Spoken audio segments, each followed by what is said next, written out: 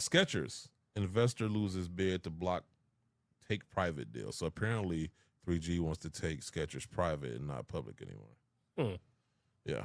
And I kind of get it, because when you go public, you know, you got all these federal laws you got to abide by. When Yeah, you're private, that's what I was gonna say. That's the almost scary part. A private equity firm. Yeah, because it's like, well, how underhanded Oh, it's very is underhanded. everything going to be going? It's less forward? federal oversight. Exactly. So yeah. An article written for SGB Media, a California federal judge refused to block private equity 3G Capital from taking Skechers private for $9.4 billion, finding that the pension plan that owns Skechers shares failed to show it would be irreparably harmed without the injunction. In his lawsuit filed in late May, the shareholder group, the Florida-based Key West Police Officers and Firefighters Retirement Plan, well, now that's just fucked up. Because there's always a retirement plan banking all this shit.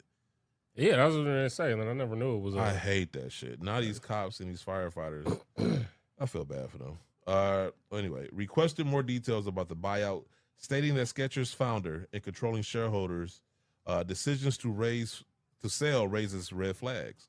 According to the complaint filed in Los Angeles federal court, Skechers founder Robert Greenberg and his family, who hold about 60% of Skechers' voting power, appear to have controlled the sales process to a single bidder and deprived the minority stockholders of any legitimate bidding process.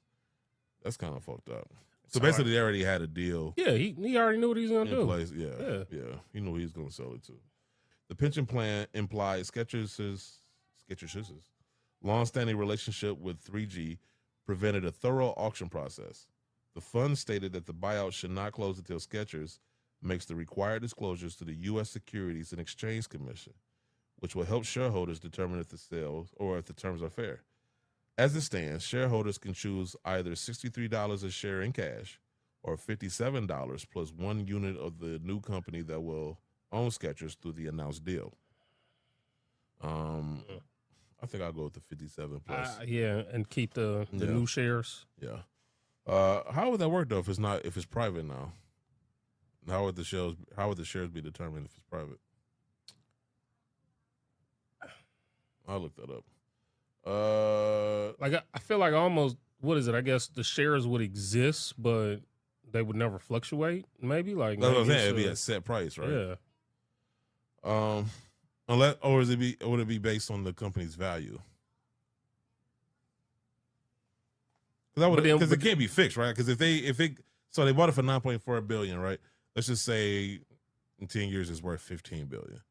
Like those shares would have to gain value as well, right? Yeah, but then what would the percentage breakdown be? That's a good question. I don't know how that works.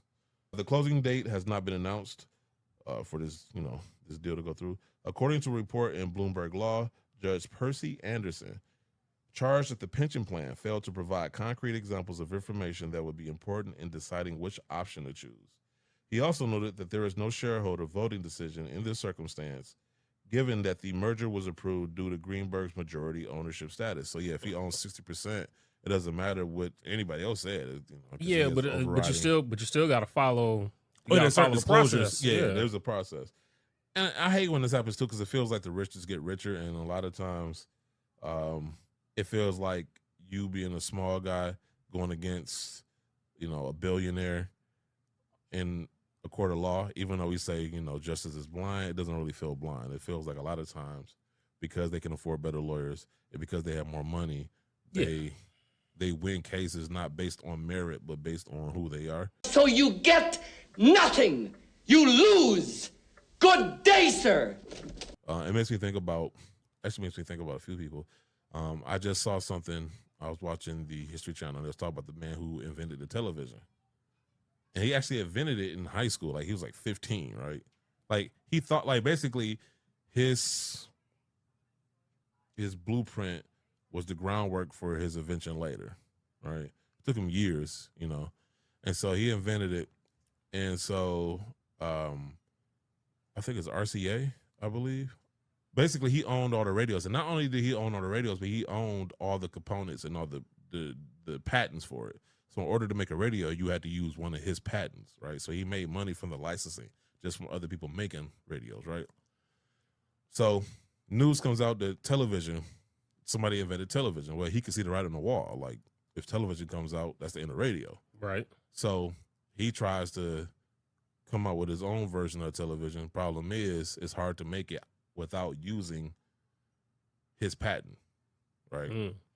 So they try to come up with another way to make television outside of his patent. They go to court, you know, because he doesn't want him to manufacture this shit because that'd be in his business. He wins his lawsuit, but Westinghouse or RCA, I can't remember which one it was, they just drowned him in like appeals, you know, in court or whatever. And long story short, they drowned him out enough to where they were finally able to come out with their own version of television. Oh, and so the guy that originally invented television, he found somebody to manufacture televisions. Problem was they couldn't manufacture it without using Westinghouse, or I want to say it was RCA. They couldn't manufacture the televisions without using their patented parts. Right. And so they threatened the manufacturer, hey, if you continue making this television, we'll pull our parts and you can't make anything. And so they backed out of the deal with the guy that originally came up with television. Up. Right. And so eventually RCA made televisions.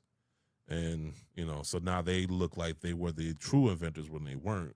They were just the first ones to manufacture them or mass produce them. Yeah.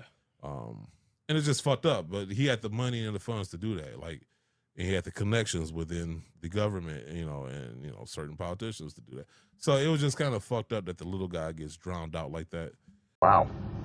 That is a long story, but quite well told. And so, you know, this pension plan for the Key West police officers and firefighters retirement plan, I feel for you. I really do think this fucked up that, you know, because obviously you want to maximize the money because that's more money for these guys to retire.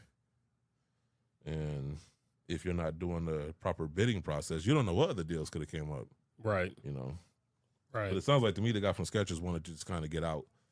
Judge Anderson said, this is not a scenario where the court would be left to unscramble the eggs if preliminary injunctive reliefs were withheld and plaintiff were to ultimately prevail on the merits of his claim. Even if the pension plan ultimately showed it was deprived of important information, it failed to demonstrate that a later award of money damages would not ameliorate its woes, Judge Anderson added.